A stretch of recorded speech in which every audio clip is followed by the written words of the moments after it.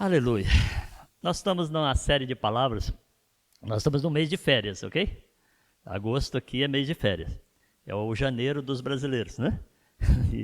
Então o que acontece? Muita gente viaja e isso é legal, e eles estão indo em outras cidades, conhecer outras cidades. Normalmente férias a pessoa tira para conhecer outro lugar. Nós aqui na igreja, internamente, estamos fazendo uma viagem pela Ásia Menor. 7 igrejas, 7 cidades nós estamos viajando. Cada semana você conhece uma. Por que você vai numa cidade? Você vai para saber o que existe lá, ver os prédios, ver a beleza da cidade, não é isso? Você vai conhecer a história da cidade. De certa forma, nós estamos fazendo uma viagem histórica aqui. Eu acho que nem todos foram aqui na Ásia Menor, ainda não fui, né? É a região ali da Turquia.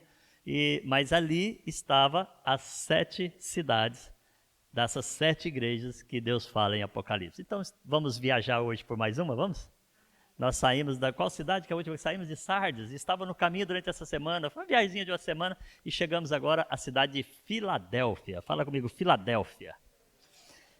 Sabe, irmãos, primeiro que eu quero dizer é que tudo que Deus fez, escreveu, deixou na palavra, é por você, é por ti, é para que a sua vida seja transformada, a sua vida seja edificada e você viva melhor. Deus é fantástico. A Rita falou que ele morreu, ele fez tudo.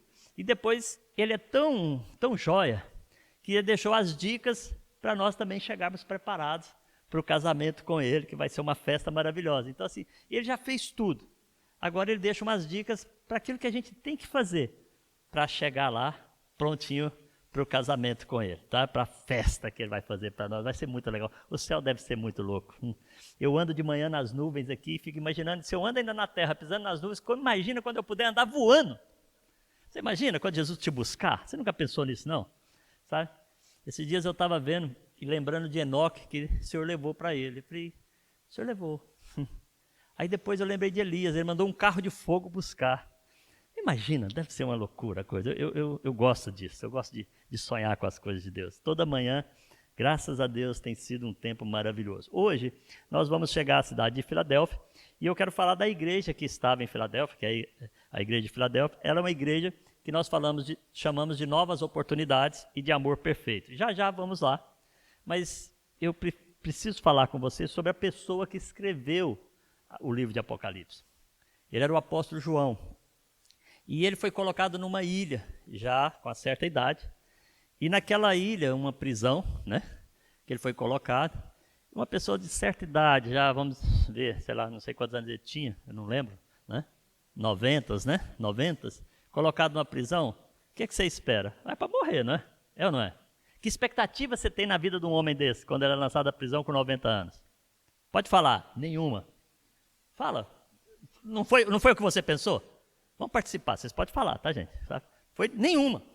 Se o cara falar, o cara entrou com 90 anos na prisão, que expectativa você tem? Sabe? Olhando assim, naturalmente, nenhuma. Mas eu quero te dizer uma coisa. Aonde não havia expectativa nenhuma, Deus criou uma grande oportunidade. Foi aonde ele estaria sozinho, morrendo sozinho, solitário naquele local. Deus desceu do céu através do seu Espírito Santo e foi bater um papo com João. Olha a oportunidade que João teve.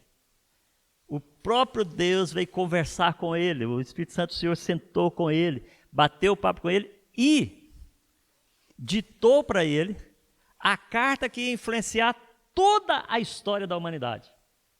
Eu estava pensando nisso.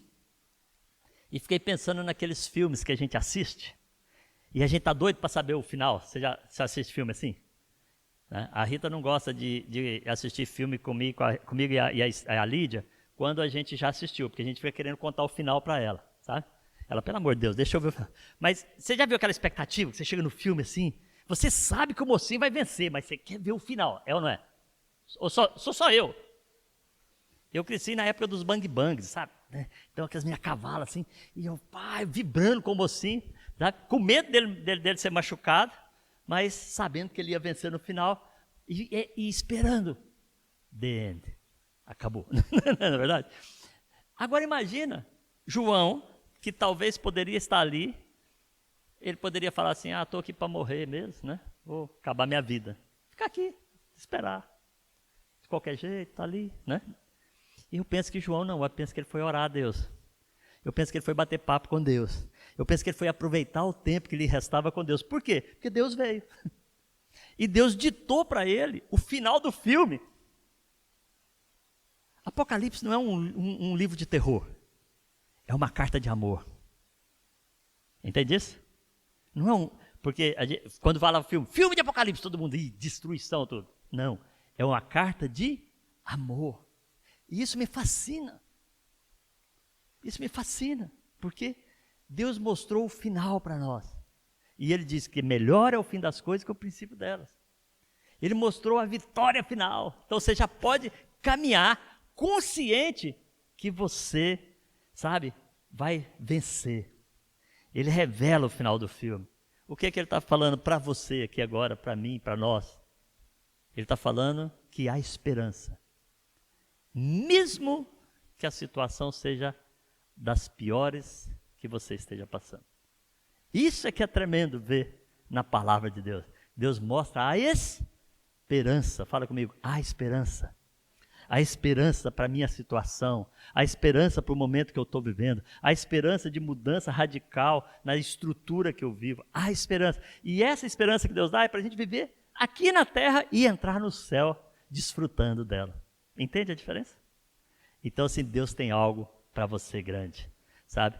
Vira para o seu vizinho, se você puder falar, fala para ele assim, há esperança, sabe? Não sei o que você está vivendo, mas há esperança.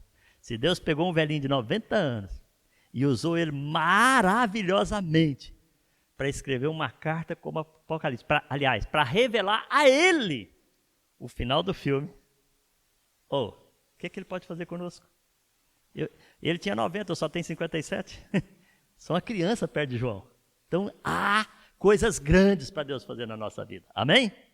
Entendendo isso, vamos ler a carta que Deus escreveu através de João, à igreja de Filadélfia, que está em Apocalipse capítulo 3, do verso 7 ao 13. Vai estar aí projetado, diz assim: ao anjo da igreja em Filadélfia, escreva: estas são as palavras daquele que é santo e verdadeiro, que tem a chave de Davi. O que ele abre, ninguém pode fechar. O que ele fecha, ninguém pode abrir. Conheço as suas obras. Eis que coloquei diante de você uma porta aberta que ninguém pode fechar. Sei que tem pouca força, mas guardou a minha palavra e não negou o meu nome. Vejam o que farei com aqueles que são sinagoga de Satanás e que se dizem judeus e não são, mas são mentirosos. Farei que se prostem aos seus pés e reconheçam que eu amei você. Visto que guardou a minha palavra de exortação à perseverança, eu também o guardarei da hora da provação, que está para vir sobre todo o mundo, para pôr à prova os que habitam na terra. Venho em breve, retenha o que tem, para que ninguém tome a sua coroa. Farei do vencedor uma coluna no santuário do meu Deus, e dali ele jamais sairá. Escreverei nele o nome do meu Deus e o nome da cidade do meu Deus, a Nova Jerusalém, que desce do céu da parte de Deus, e também escreverei nele o meu novo nome. Aquele que tem ouvidos, ouça o que o Espírito diz às igrejas. Queridos, para falar de Apocalipse, para falar dessa igreja que está nesse lugar, né, nós vamos conhecer um pouquinho, só algumas coisinhas dessa cidade, Filadélfia. Filadélfia significa amor perfeito. Uma das traduções dos sinônimos dessa palavra é amor perfeito. Ela estava na rota principal dos correios que saíam de Roma para o Oriente. É bom a gente entender, eu estava falando com a irmã hoje de manhã, e é bom a gente entender que o Império Romano não é Itália, ok? Porque quando a gente nova hoje fala, Império Romano. Ele pensa em Roma, que está na Itália, a capital da Itália, e pensa que o Império Romano foi Itália. Não, o Império Romano chegou a Portugal. Na época, eu não acredito, eu acho que era um só país, né? Portugal, Espanha, né?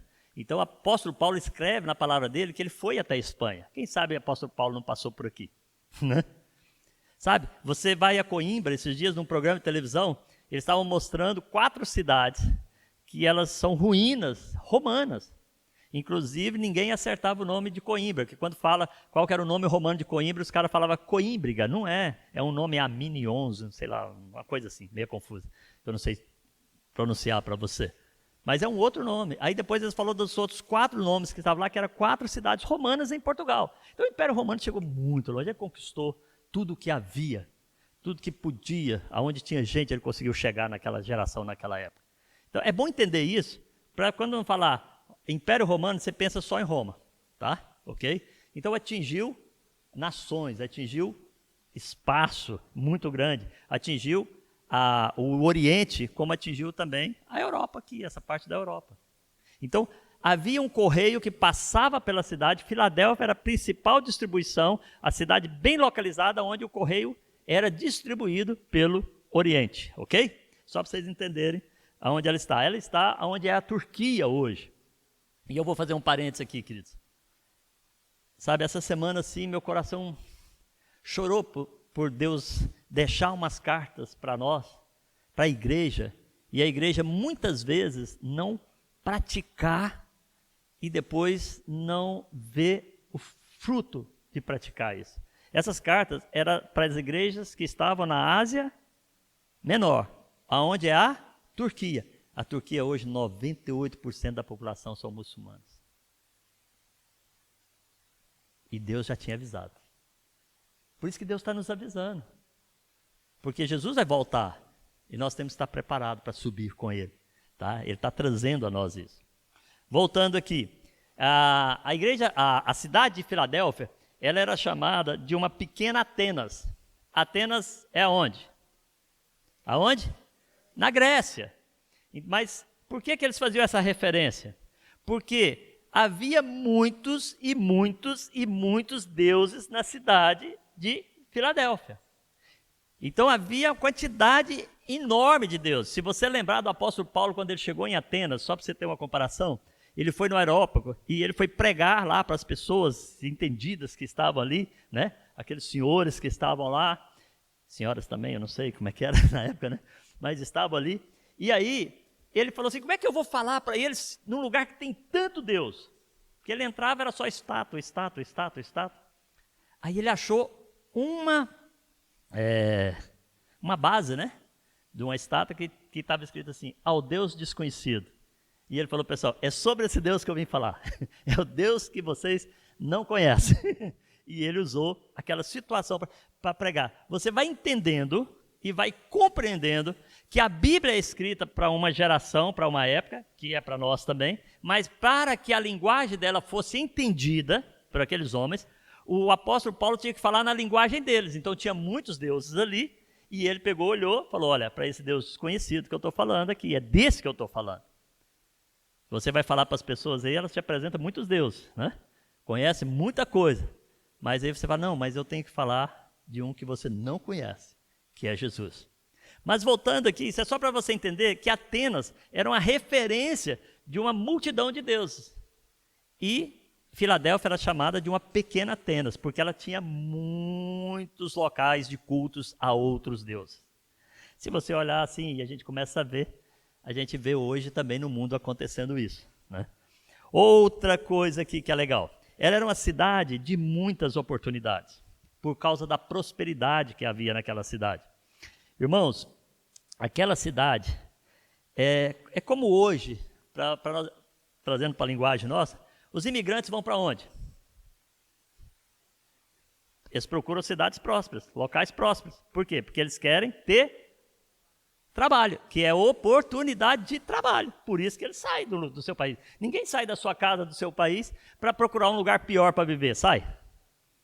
E naquela cidade havia muitos judeus que mudaram para lá por causa da procura da prosperidade. Era uma região muito próspera. Então eles estavam situados. Entendendo isso, nós vamos ver a igreja em Filadélfia, né? Que é a igreja que traz oportunidades e que tem um amor perfeito. Nós vamos falar da igreja dentro dessa estrutura, desse local, dessa cidade, né? Como nós estamos hoje dentro de Lisboa, dentro do país de Portugal, que é um país próspero, que é um país saudável, que tem muitos deuses por aí, tem muitas culturas religiosas, e que nós estamos aqui para levar o nome do verdadeiro Deus, que é Jesus.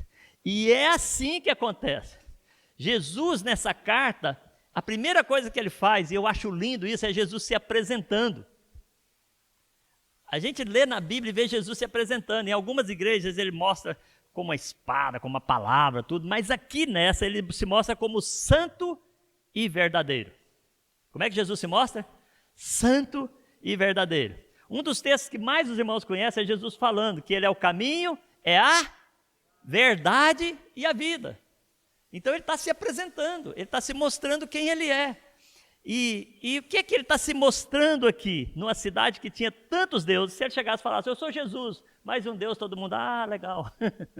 Né? Existem países, que eu tenho um amigo que ele é missionário na Índia, e ele disse que a primeira vez que ele foi lá, ele falava Jesus, o Deus, e todo mundo aceitava, e ele ficava, uau, né? Depois ele descobriu que eles aceitam tudo quanto é Deus. É mais um Deus para ajudar eles, é mais, você entende? Percebe? Era assim que eles entendiam. Até que ele conseguiu mostrar o poder de Deus, e as pessoas começaram a se converter. E aqui é que está, Jesus, ele está mostrando como santo e verdadeiro, que ele está mostrando, falando assim, eu tenho toda a autoridade, eu tenho todo o poder. Jesus apresenta aqui como eu sou, e uma das coisas que me fascina é Êxodo, capítulo 3, verso 16, verso 14, quando Moisés, ele está perguntando para Moisés, ele foi escolhido por Deus para libertar o povo do Egito. Quem conhece a história? Quem não conhece, eu conto rapidinho, tá? Ele foi escolhido por Deus para libertar o povo do Egito. Como ele foi escolhido por Deus para libertar o povo do Egito, Moisés, ele falou, Deus, mas como é que eu vou chegar lá? Deus falou, vai lá, fala para o povo que você vai guiar eles para sair do Egito. O pessoal era escravo do maior império da época. O faraó podia mandar matar quem quisesse fugir. E ele vai chegar e vai falar para o povo, eu vim libertar vocês.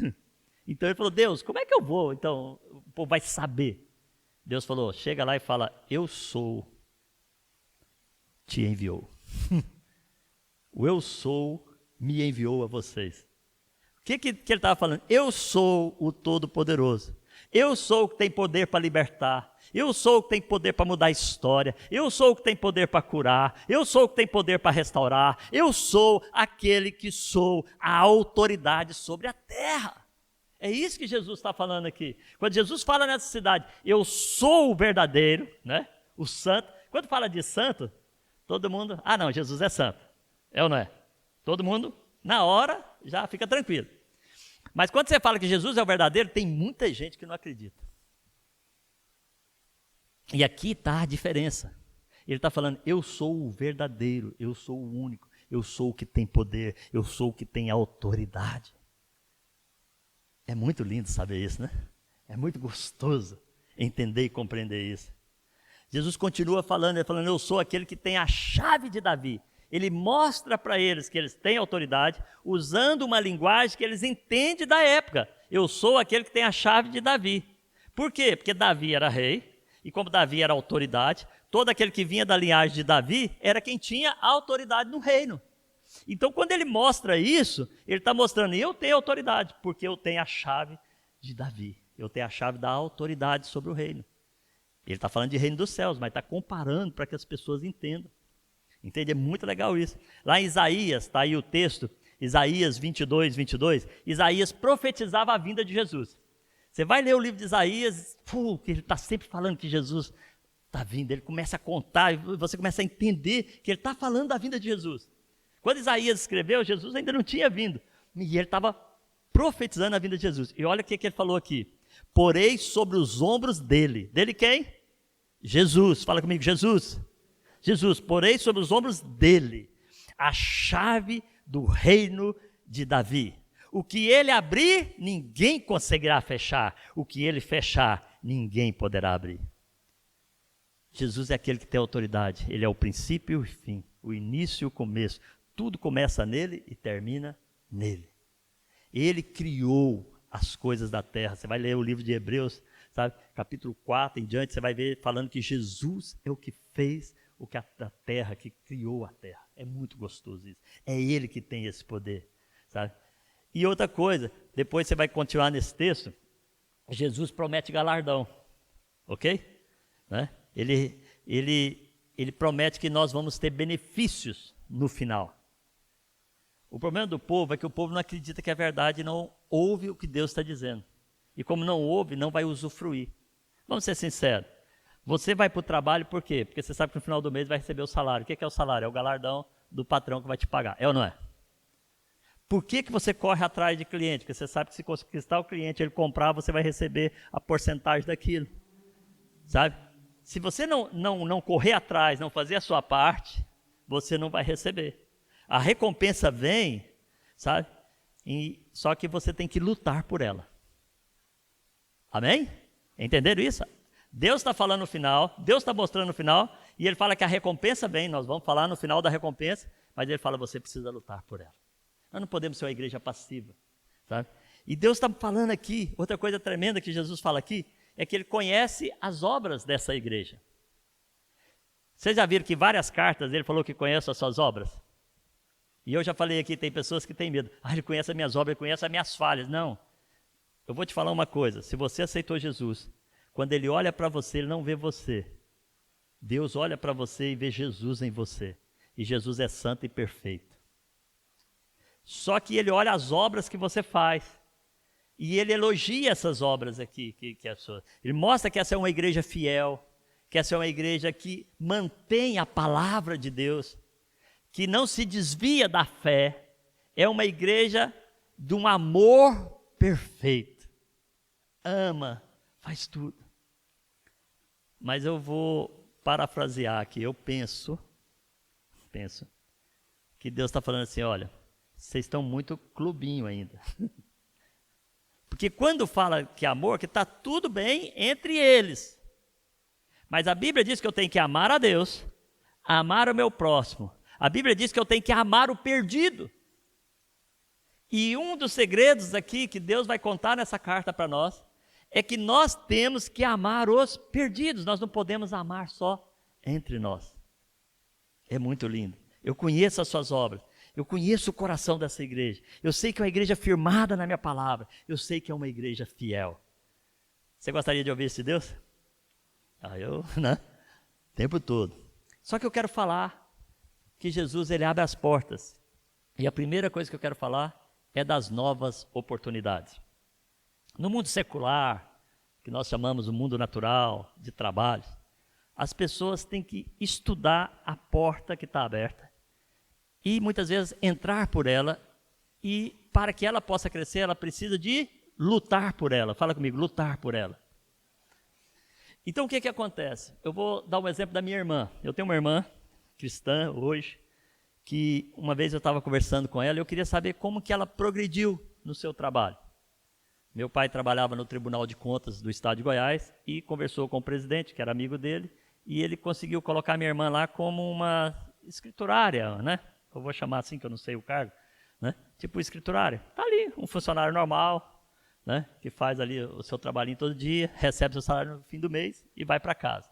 Ganhava talvez um salário mínimo e meio, 2 salários mínimos, eu não lembro bem, mas eu vou pôr por aí. Hoje eu não sei quanto que ela ganha, mas eu sei que ela ganha razoavelmente muito bem. Então o que acontece? Ela estudava piano no conservatório, formou-se no conservatório. Eu ia buscar ela no conservatório, trazia, levava, tudo, ela é mais nova do que eu.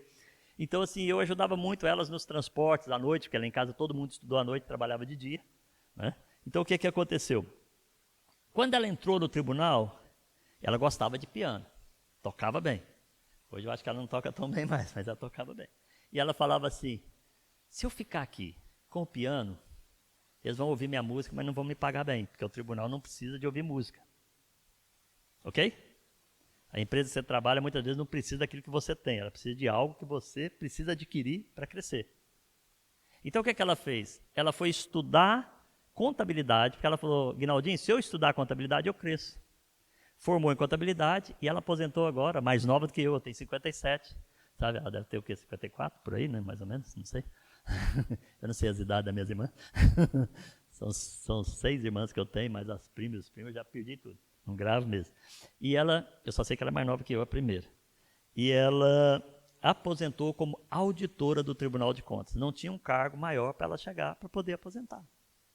Por quê? Porque ela lutou por ele. Então, no mundo natural, quando as oportunidades te aparecem, você tem que lutar por ela.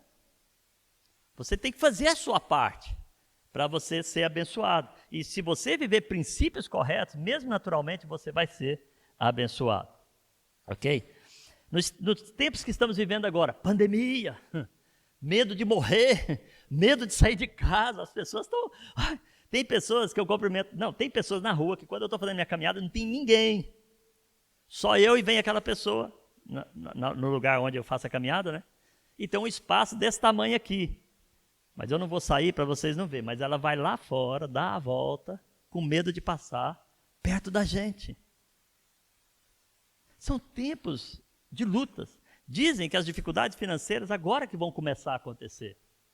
Porque começa a minguar o investimento que o governo faz na vida das pessoas para elas sobreviverem. E teve pessoas que fizeram muita burrada. Desculpa, né? Se tem alguém aqui, não é com ninguém, tá? Mas tem pessoas que deixaram de pagar o carro, deixaram de pagar o aluguel, mas vão ter que pagar depois. Só que o dinheiro que eles deixaram de pagar, eles gastaram. Sabe quem falou isso para mim? Foi um empresário ali, Portela de Sintra. Eu conversando com ele, ele falou, olha, o povo está gastando dinheiro que eles não têm. E eles vão ficar apertados a partir de outubro, eu estou preocupado. Isso que ele falou para mim. Então, assim, dificuldade nós sempre vamos ter, lutas nós sempre vamos ter. Acaba uma pandemia, vem outra, a nossa confiança está em Senhor Jesus. Agora, nós cometemos erros, mas nós podemos mudar essa situação, confiar no Senhor. Eu quero te falar que teve uma das cartas aqui de Apocalipse que eu falei, e que está lá escrito, que a tribulação, ela demoraria para aquela cidade 10 dias. O que é isso? Há um tempo determinado. Quarentena, o que é quarentena? 40 dias. Você chega com um animal num outro país, eles põem de quarentena 40 dias, para quê? Para ver se ele não tem doença, para esperar o tempo, depois deixa ele entrar. É assim que normalmente eles fazem. Ou põe antes no seu país para ir para lá. É o que eles fazem. Quarentena é 40 dias, é tempo determinado. Então eu vou te falar uma coisa, vai passar. Fala para o seu vizinho, vai passar. Vai passar esse tempo de quarentena. Vai passar essa luta que nós estamos tendo agora. Vai passar essa dificuldade. A pandemia vai acabar. Entende? Ponto. Isso aí é claro. Sabe? Quando você fala isso, sabe, eu quero te dizer, a tua tribulação tem tempo contado. Vai passar. Entendeu? A tua tribulação tem tempo contado. Vai passar. Irmãos, sempre que nós falamos de uma crise, falamos de um tempo difícil, igual tem um tempo agora, surge também um tempo de oportunidades. É nesses tempos de crise que você descobre as novas oportunidades, que muitas vezes a vida nossa está tão normal que a gente vai levando ela. E quando aparece uma situação complicada, você fala, como que eu posso sair dessa situação? Como que eu posso dar a volta? Principalmente na área financeira, que é um trabalho que a gente procura, e a gente tem que achar situações que nos tiram dessa pandemia. E eu quero te falar, independente da crise que você estiver passando, eu creio que Deus tem a solução. Sabe por quê? Porque ele diz aqui que tem a porta aberta. A porta que ele abre, ninguém fecha. E eu creio que ele vai abrir porta na sua vida. E você tem que ficar ligado. Fique desligado dos problemas. Não estou falando para você ser infantil de falar, viver uma vida desregrada. Não, eu tenho a situação, ela tem que estar controlada, mas eu tenho que estar ligado naquilo que Deus vai me abrir, na porta que Ele vai me abrir. E para isso, eu trouxe um exemplo que eu achei fantástico. Vocês sabiam que Constantinopla era uma grande capital, era uma grande cidade. Nessa cidade, assim saía quase que um comando mundial na época. E os turcos queriam conquistar Constantinopla. Agora é interessante que a cidade de Constantinopla, ela não era um palácio, não, como é que chama? Um castelo, isso, um castelo normal. Porque os castelos normais têm os atalaias na ponta, né? Que enxergam onde vai, e ia tudo em volta murado. Não, ela tinha 3 muralhas separando o centro da cidade. Quando os turcos conseguiam avançar, a primeira tinha que avançar, a segunda e a terceira. Era quase impossível entrar e conquistar Constantinopla. Aí você fala, pastor, como que eles conseguiram? Na dificuldade de entrar, alguns soldados turcos resolveram dar a volta na cidade toda e observar a cidade. Você já viram aqueles fossos, quando você vai do lado de um castelo, que não tem água? Aquilo é chamado fosso seco. Tem o fosso com água e tem os fossos sem água. Que é o fosso seco, porque o cara para entrar tem que descer para subir a muralha, não vai conseguir. Eles criando dificuldades, não é isso? Então, não tem como chegar ali as escadas, porque é um fosso, ele faz um buraco assim para dificultar a chegada nas muralhas. Então, o que eles fizeram? Eles estavam andando em volta. E os gregos, antigamente, tinham construído uma forma de fugir da cidade, que saía, assim, é tipo um túnel, né? Por baixo da cidade, e saía num desses fossos. E eles tinham fechado isso com tijolos e tal tudo. Ficava escondido. Mas durante a guerra, teve uns soldados que foram lá e falaram assim, vamos pegar o pessoal de fora de surpresa, assim que eles enfraquecer. Nós vamos abrir essa porta e vamos sair por ela e atacar os soldados. E montaram uma guarda ali. O problema é que quando começou a luta e a coisa ficou meio confusa, alguns dos soldados que estavam naquela porta, ou a maioria deles, voltaram para dentro da cidade. E a porta ficou aberta. E os soldados turcos passaram por ali e viram a porta aberta. Entraram, chamaram uma guarnição grande, entraram mais de 1000 soldados por aquela porta. Invadiram o centro da cidade, não tiveram que pular muralha nenhuma e conquistaram a cidade.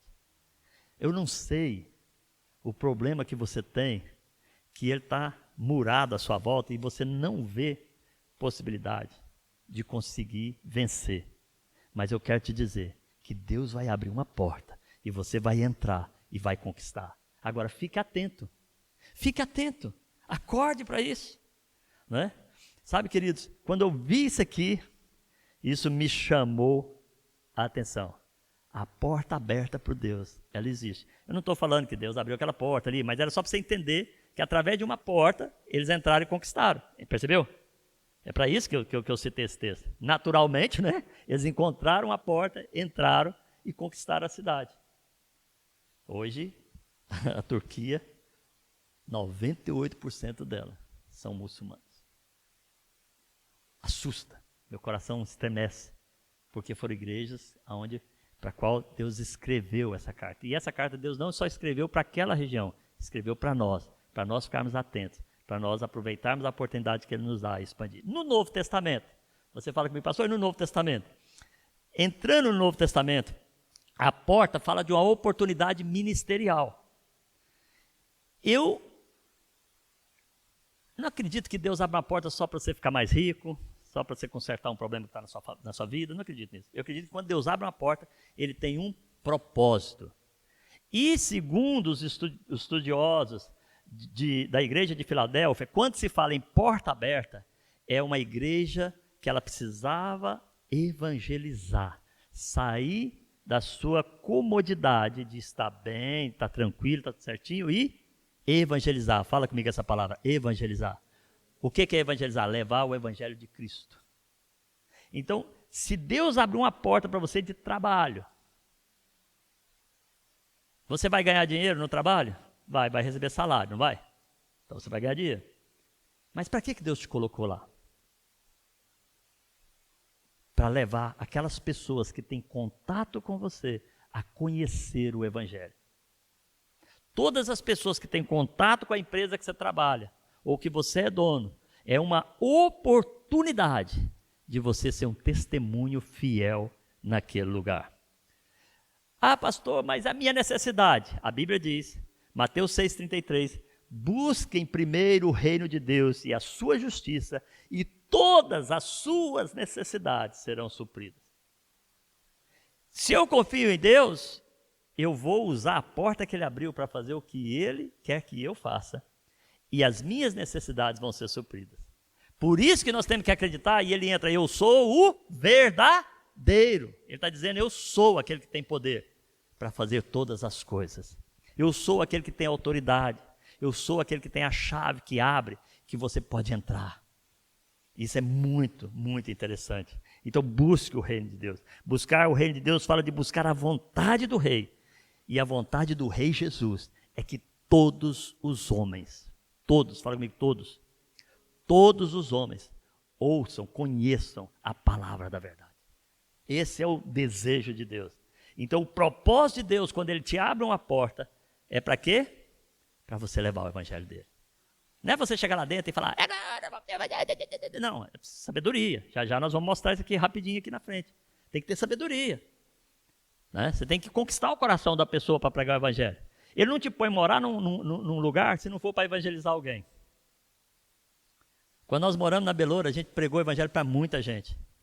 Tem gente lá que me escreveu e falou assim, pastor, eu sou de outra religião. Eu falei, eu respeito, mas eu te amo e Jesus também. Sabe? Tem problema. Quando eu mudei para o outro prédio aqui, né, onde mora lá o Davi, o Samuel ali, né, também o Eduardo, né, mora lá agora, né, sabe? Eu mudei para lá e falei, Deus, são 44 apartamentos, eu preciso evangelizar alguém. E eu fui para a garagem evangelizar. Quando eu estou nesse prédio agora, a gente já está tendo contato com o do terceiro B, com o do 10º B, sabe? Com o do 6º, acho que é B também, acho que ali é tudo B, né, irmão? Os que caem na nossa mão, né? É a linha. Eu acho que a gente está orando, o Espírito está descendo a linha, assim, sabe? E a gente está aí, eu estou pregando, estou falando para Jesus, ele sabe que eu sou crente, ele sabe que eu oro por eles. Né? Tem um até que teve um bebê, eu falei, e as bolachinhas, que a mulher dele antes de ter bebê, fazia as bolachinhas. Receberam devocional, a gente está evangelizando. A gente está morando naquele prédio, mas é para pregar o evangelho.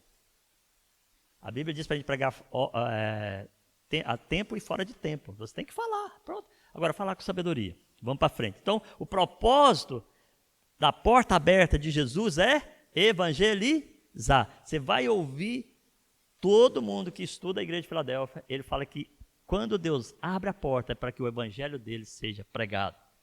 Eu vou dar exemplo rápido de pessoas que são muito íntimas. Nossa, essa semana eu e Rita, não sei se foi semana passada, a gente foi aquele e os meninos lá em casa para tomar um lanchinho, né? Foi a semana? Foi, né? E aí estava conversando com aquele, mas a Rita... Gente, pensa num cara que estava vibrando com a conversa. Porque ela trabalha num lar de idosos. E ela estava falando o jeito que ela fala para cada idoso. Ela não perde um.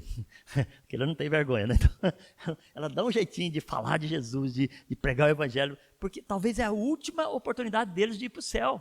Se muitos dos filhos já abandonaram eles no lar de idoso. Imagina, gente. Se não tiver alguém cristão que tenha coragem de falar, eles vão para o inferno. Então eles precisam ouvir de Jesus. Achei isso o máximo, que ele me empolga. Né? O Vitor e a Isabela, os noivozinhos do momento, né? Os grandes noivos dos momentos, vão casar agora em agosto. Né? O Vitor e a Isabela trabalham num café aqui no Homes Place, aqui na Beloura. Olha, eles já ganharam 1, 2, tem mais? Eu já não sei, mas os colegas deles, todos são evangelizados. Você pergunta, como é que eles falam? Olha... depois você pergunta para eles, porque eu não sei que cada hora, cada momento, a gente tem que estar aberto para saber como levar o evangelho. Entende? Usar as palavras certas. O Ney, inclusive, o patrão dele é da nossa igreja, né? Agora teve bebê há pouco tempo. Então ele falou para mim, estou esperando o bebê estabelecer para a gente voltar aos cultos, né? Mas assim, o Ney, ele deu tão bom testemunho lá no trabalho dele, foi o patrão dele que me falou, a esposa dele que me falou. Que quando eles precisaram de algo, que era o espiritual, que eu e Rita hoje, nós discipulamos ele. Sabe o que aconteceu? Ele veio procurar eu e Rita para poder conversar. E aí eles aceitaram Jesus, por causa do testemunho dele lá dentro. Então a porta de trabalho abriu. Ah, não ganhei o que eu achava ganhar, mas você já fez a sua parte para Deus poder te dar um salário melhor? Que para Deus poder aumentar o salário, você tem que merecer. Entende? Sério? Tem gente que trabalha o ano inteiro.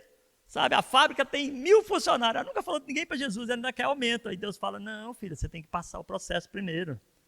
Estou brincando, né? Mas é verdade, se você quer que Deus te abençoe, sabe, faça o que Deus abriu para você fazer. Aí, Deus vai começar a te abençoar cada vez mais e mais, dentro das suas capacidades também naturais, lógico. Né? Então, diante de uma igreja fiel dessa, sabe, qual seria os obstáculos para a pessoa entrar na porta aberta? Aqui fala pelo menos 2. Primeiro, Jesus cita que eles são fracos. Mas eles não são fiéis? Eles não confiam na palavra? Sim, mas eles não tinham força para ir para frente, força para lutar. E eu quero te dizer, se Deus abrir uma porta na sua frente, Ele vai te capacitar para atravessar a porta, entrar e cumprir o propósito para o qual Ele te chamou. Um dos irmãos que entrou no nosso grupo essa semana, que mora longe daqui, depois ele me ligou, ele falou, olha pastor, eu estou num trabalho que o inglês é essencial, e eu falo ainda mal inglês ainda, né? E eu falei para ele, eu não falo nada ainda. Ele falou, não fala, eu estou assim, mas incrível que tudo que eu faço dá certo. Estou investindo, sabe? Então assim, quando Deus te abre uma porta, te capacita, Ele falou, e eu sei que eu estou aqui. Ele me falou isso, eu sei que eu estou aqui. Porque Deus me chamou para evangelizar os meus colegas de trabalho. Ele não sabia da palavra, ele não sabia que eu ia pregar esse final de semana, entende? Mas ele estava me falando essa semana, quarta-feira, sabe? Foi quase meia-noite quando ele desligou depois do live. Ele ligou para mim só para a gente conversar. Então, olha só, sabe? Muitas vezes a fraqueza é igual a falta de forças. E o que nós precisamos para andar? Força. Mas é na fraqueza que Deus fortalece você e que Deus leva você mais longe. Então, assim, ele cita, eu sei que vocês têm fraquezas, eu sei que vocês têm dificuldades, mas eu estou aqui para te levar, entrar nessa porta, conquistar e cumprir o propósito para o qual você está nela. Né? Outra coisa é enfrentar a oposição dos críticos. Lembra dos judeus que foram para aquela região? Muitos deles eram muito tradicionais. Então, os irmãos daquela igreja de Filadélfia queriam fazer as coisas, e aí tem aquela coisa, mas você acha que vai dar certo mesmo? Você tem certeza? Mas você acredita nisso mesmo? Como é que Jesus apresentou? Eu sou santo e verdadeiro. Aí o jovem fala assim, eu vou me santificar até o casamento. Aí os outros, isso é coisa retrógrada. Tem gente, desculpa, dentro da igreja que faz esse tipo de coisa. Esses são aqueles religiosos. Sabe? Eu vou falar para vocês, nós começamos a nossa igreja, teve líderes que chegou para mim e falou assim, pastor, isso não dá certo aqui em Portugal não. Eu falei, não dá contigo, mas comigo dá, porque eu vou obedecer ao Senhor, vou fazer o que Ele está mandando. É tão simples como isso, sabe? Você tem que ter a resposta na ponta da boca, assim, na ponta da língua, né? Então tem irmãos que chegam, mas não sei, sabe? Você pode fazer um negócio e se precisar contar uma mentira lá, não precisa ser santo. Aí como é que Jesus fala? Eu sou o santo e verdadeiro. Quanto mais santo você é, mais Deus abre as portas. Quanto mais puro você é, mais Deus te abre a porta. Quanto mais você investe no reino de Deus, mais Deus te abre a porta. Então, quando essas pessoas te criticam, eu vou te falar o que eles querem. Eles querem manter o prestígio deles em alta. E muitas vezes eles já estão secos. Tem gente que sabe Bíblia de cor salteada, mas pratica, isso, nem uma gilete. Aí o que acontece? Aí sai criticando os que praticam. Você jejua para quê? Você ora para quê? Vocês acham que eu já não ouvi crítica por estar orando e jejuando? Eu estou jejuando desde que começou a pandemia. Jejuei o café da manhã. Não comia café da manhã, só comia a partir do meio-dia. Todos os dias. Fiquei aí uns 2 meses e meio, 3. Eu não sei quanto tempo, já faz confusão na minha quantidade de tempo. Aí, eu terminei o jejum, Deus falou, pode parar o jejum. Eu falei, tá bom, Deus. Aí eu falei, e agora? Ele falou, agora eu quero que você jejua 40 dias. Eu estou sem jantar há 40 dias, vai terminar essa semana. Eu já estou perguntando a ele, qual que eu vou entrar? Porque enquanto eu não ver a igreja romper, enquanto eu não ver os irmãos bem, enquanto eu não ver as portas abertas para nós nessa nação, eu quero pagar um preço para Deus derramar o poder dele nessa nação. Sabe, e tem gente que chega, mas vale a pena? Né? Pode comer agora, está na hora do seu jejum. O crente religioso fala, não, come agora, não tem problema, amanhã você tira o jejum. Não. Você não fez um propósito com Deus? Cumpra, e você vai ver Deus mudar a sua vida. Esses dias uns jovens perguntaram para mim, numa conferência online, com uns jovens de uma faculdade lá no Brasil. Ele, pastor, como é que é esse negócio de disciplina? E eu falei, olha, querido, eu disciplinei, eu levanto, eu oro, eu leio a Bíblia, sabe? Eu como, quando é 5h da tarde, eu interrompo, e só vou comer no outro dia, 9, 10 da manhã, na hora que eu terminar meu tempo de oração, né? Tudo, e começar os tempos de discipulado. E ele, mas que benefício você tem? Eu falei, primeiro, o relacionamento com Deus, que é a intimidade que eu estou tendo com Deus. Está cada dia melhor. Eu tenho sentido Deus, tenho percebido Deus. Segundo, fisicamente, eu estou muito mais bonito, porque a barriga já acabou. Eu estava com 90 e tal quilos, eu estou com 85,9. Não vou dar nem 1 grama lá para o inimigo. 85,9. Mas eu não faço pelo físico, eu faço pelo relacionamento com ele. Sou beneficiado no espiritual e no físico. Quanto mais você busca Deus, você vai ser mais abençoado no espiritual e mais vai ser abençoado no físico. Amém? Então, assim, não perca isso. Não olhe para esses obstáculos, enfrente esses obstáculos. Sabe? Tem pessoas que você vê elas chegando e pregando o evangelho, pregando, de repente some, esfria. Você fala, mas por quê? Porque, em vez de confiar no Senhor, olhou para os obstáculos, para as dificuldades, para as críticas das outras pessoas. Tira isso do seu caminho, não olhe para isso, sabe? Eles querem manter imagem e popularidade. O diabo quer usar essas pessoas para te desestimular a cumprir o propósito de Deus. Mas nós vamos ser diferentes, ok? Nós vamos romper em fé, sabe? O diabo vem para isso, para desestimular. Jesus vem para que você ouça a sua palavra, permaneça fazendo tudo o que nela está escrito, envolvendo-se cada vez mais na igreja dele, sabe? Falando com os perdidos, mantendo a santidade e sendo a expressão do caráter dele. É isso que ele deseja.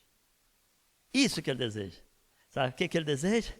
Sabe? Ele deseja que a gente envolva com a casa dele, permaneça na palavra dele, fala aos perdidos, mantenha a santidade, sendo expressão do caráter dele. E ele, porque nós cumprimos o que ele pede, só nessa carta, ele tem 3 promessas para nós. A primeira, farei do vencedor uma coluna no santuário do meu Deus. Coluna é tipo uma pilastra dessa, tá vendo? Só que naqueles santuários, quando você viaja nesses lugares, eu e a Rita tivemos em Roma, aquela coisa grande. A Rita chegou em Roma, ela falou assim, eu fiquei até desanimada com as coisas em Portugal. Parecia tão pequenininha perto daquelas coisas tão grandes, né? Aqueles templos tão grandes, coisas. Nessas cidades aqui, naquela época, quando a pessoa era para ser honrada, e o ser humano, sabe, ele quer ser honrado, principalmente sem Deus, ele quer deixar uma história escrita em algum lugar, né? Quer deixar um nome. Então eles faziam uma coluna e punham o nome da pessoa na coluna. Se você for nessas cidades antigas e pesquisar isso, você vai ver que as colunas daqueles templos antigos tinham nome de pessoas que eles queriam honrar. Eu acho isso interessante. E Deus fala, olha, eles estão escritos em colunas de pedra, mas você será coluna na Nova Jerusalém, na minha casa. Ele vai pegar você e falar, você é coluna, você será honrado no novo lar que ele está fazendo para os irmãos. Quando a gente está falando de Apocalipse, a gente está falando da volta de Jesus. Ele está falando que ele está preparando. E todo mundo que você conversa fala, está voltando. Eu fui visitar a irmã Hilda essa semana, ela está mais perto do que a gente espera, não está, Aguinaldo? Eu falei, tá. Que é tão bom servir as viúvas, os órfãos, e ela, a cadeira dela lá deu uma desligada lá eletrônica, ela ligou para mim na hora do almoço, saí correndo, fui lá, descobri o botãozinho, liguei, deu tempo da gente conversar ainda sobre Apocalipse e falar sobre Jesus e ainda voltar para casa para almoçar. Foi muito legal, né? Então assim, e eu servindo a irmã, né? Ela vira para mim e fala assim, com aquela carinha mais gostosa, ele está voltando, não está? Eu falei, tá perto. Ele está preparando o ambiente para nós, por isso que ele deixou escrito como nós podemos estar preparados para a volta dele. Então primeiro ele fará do vencedor. O vencedor é aquele que cumpre a palavra dele, né? Aquele que permanece nele. Ele diz, permanecerei em mim e eu permanecerei em vós. E ele vai mostrando isso durante a palavra toda, que ele mantém, sabe? Aquele que mantém a santidade, aquele que está ligado a Deus, ele será um vencedor. E o nome dele vai ser coluna no santuário de Deus, na Nova Jerusalém. Escreverei nele o nome do meu Deus. Olha, além de ser coluna, teu nome vai estar honrado lá por Deus. A gente não vai por causa disso, mas a gente sabe que ele dá. Ok?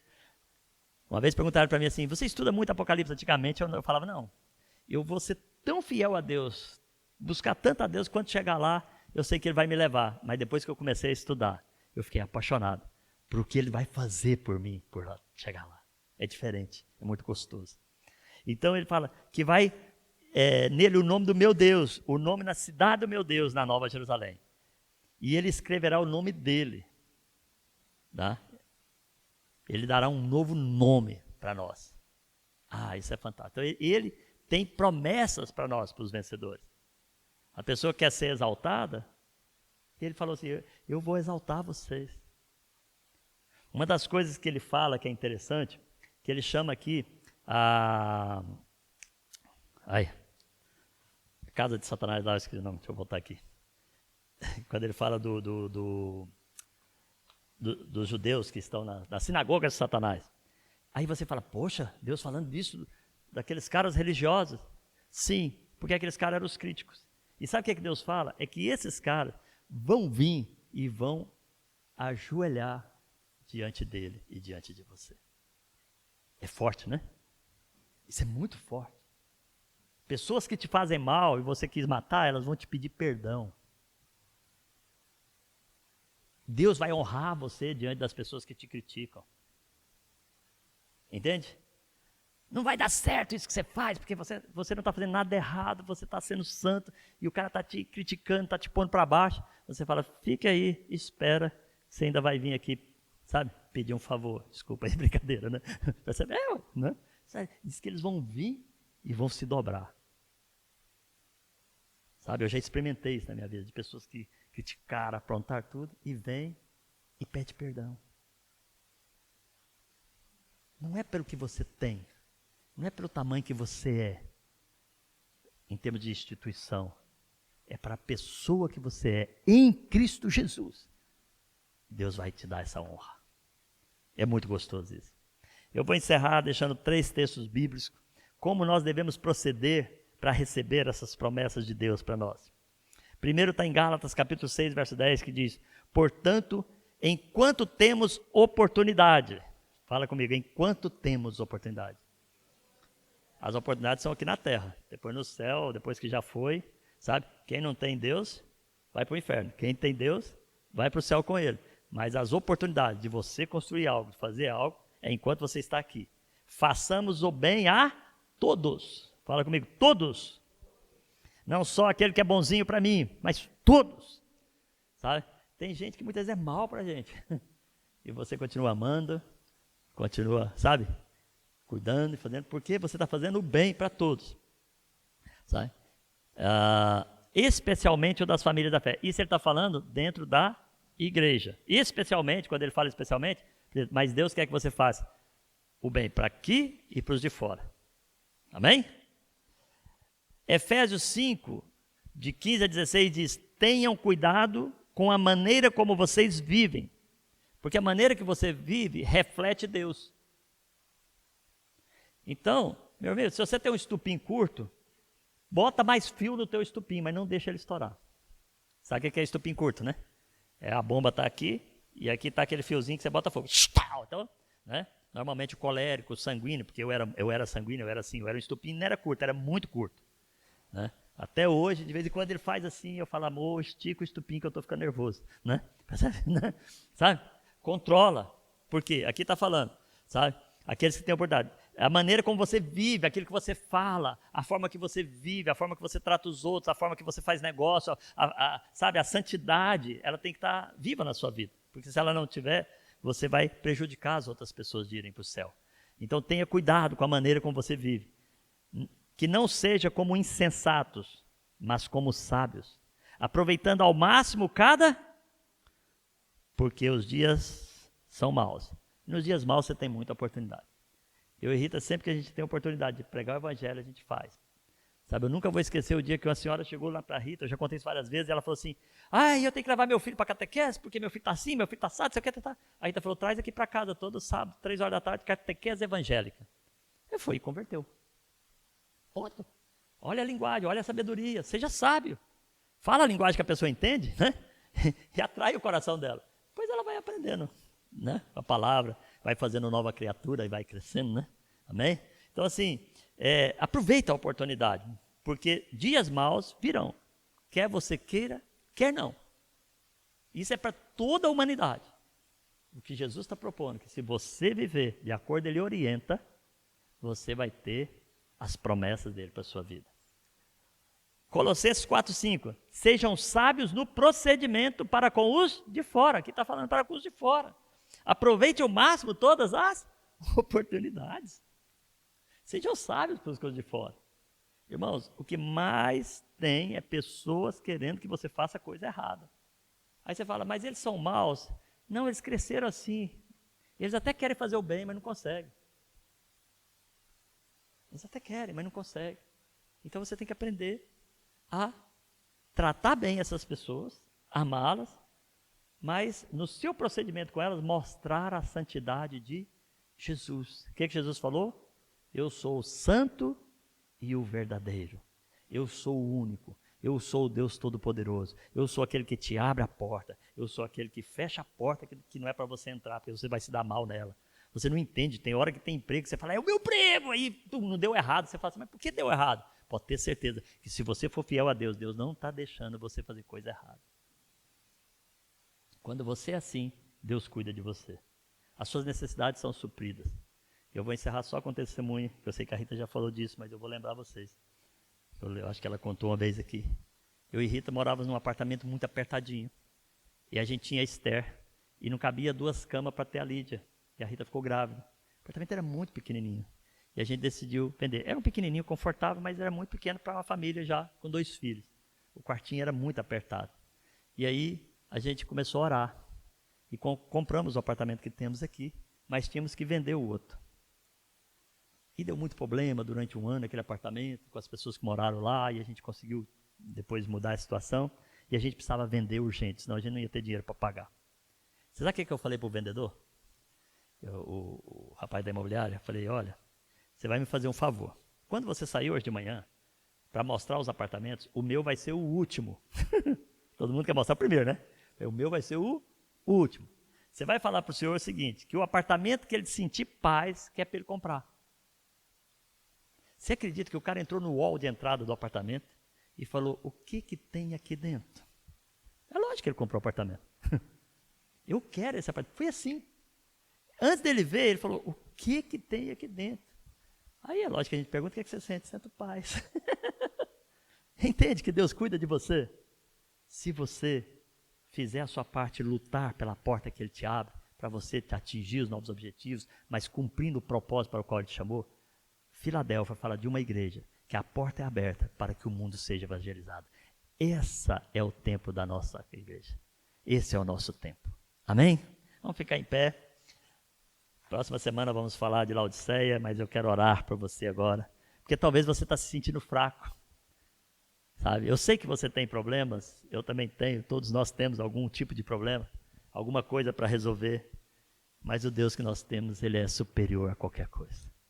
Ele é poderoso para fazer infinitamente mais do que pensamos, imaginamos, do que sonhamos. Ele é Deus. Ele simplesmente disse, eu sou o que sou. Eu sou me enviou. E o eu sou está aqui. E Ele quer, sabe, entrar na tua vida e dar direção na tua vida e ajudar você a atingir as grandes coisas que Ele tem para você, ainda aqui e depois as maiores no céu. Pai, no nome de Jesus, eu estou diante de uma igreja fiel, de irmãos, ó Deus, que realmente amam o Senhor, que realmente, ó Deus, tem esse amor verdadeiro pelo Senhor, que querem cumprir o propósito de vida para o qual eles foram criados. E Tu és um Deus criativo, porque Tu criaste céus e terra, Tu colocaste ordem no caos. Tu és aquele Deus que prepara, que organiza. Tu és o Deus que tem poder, que tem autoridade. E essa autoridade, ela abre e ela fecha. Tu tem tudo em Tuas mãos. E nós queremos colocar cada um de nós nas Tuas mãos. Eu coloco a minha vida, da minha família, eu coloco a igreja do Senhor nas Tuas mãos. Senhor, dirige os nossos passos, governa os nossos caminhos. Eu sei que todas as coisas me são lícitas, mas nem todas me convêm. Mostra a mim, mostra aos meus irmãos que não convém fazer. Ensina-nos a ter um procedimento que agrada o teu coração, Senhor, para que possamos, ó Deus, conquistar essa terra para o Senhor. Há milhares e milhares de vidas nessa nação que nunca ouviram o teu evangelho, que nunca tiveram a oportunidade de se entregar ao Senhor, que ouviram falar sim de religiões, mas do Deus verdadeiro ainda não. Senhor, dai-nos essa oportunidade de chegar em cada junta de freguesia, ó Deus, de espalhar igrejas, Senhor, de norte a sul, de leste a oeste. Nós não queremos igreja, Senhor, para que o nome da Igreja da Paz seja conhecido. Nós queremos que o Senhor abra as portas para que o teu evangelho chegue a cada vila, a cada cidade, a cada junta de freguesia nesta nação. Senhor, encha-nos do teu Espírito. Nós não temos a força natural, muitas vezes, para ir.